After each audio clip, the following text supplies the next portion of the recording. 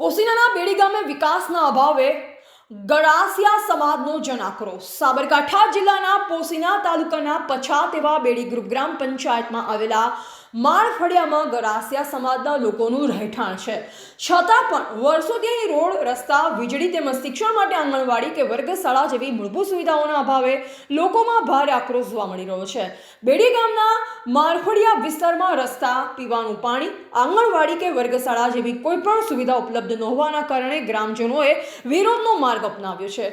લોકોએ ઢોલ વગાડી સરકાર સુધી પોતાનો અવાજ પહોંચાડવાનો પ્રયાસ કર્યો હતો, સાથે જ આવનારી તાલુકા પંચાયત તથા જિલ્લા પંચાયતની ચૂંટણીમાં વોટ ન આપવાની હાકલ આપી।